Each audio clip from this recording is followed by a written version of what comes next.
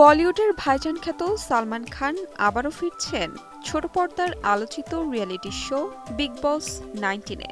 তবে এবার থাকছে ব্যতিক্রম। পুরো মৌসুম নয়, সীমিত সময়ের জন্যই সঞ্চালকের দায়িত্ব পালন করবেন তিনি।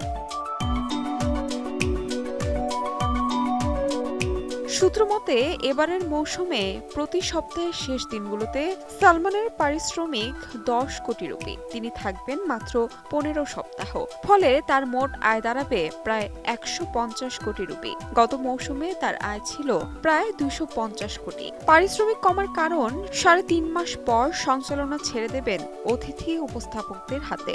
আলোচনায় আছেন ফারাহ খান ও কারণ জোহার। প্রায় 2 দশক ধরে জাতীয় টেলিভিশনের অন্যতম জনপ্রিয় অনুষ্ঠান বিগ বস।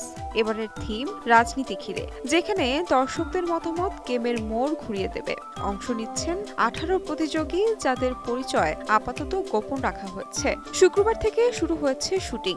ইতিমধ্যেই প্রকাশিত প্রোমোতে দেখা মিলেছে নতুন সাজে সজ্জিত বিগ বস হাউসের ঝলক। তাহমিনা তুন্নি, সময় সংবাদ।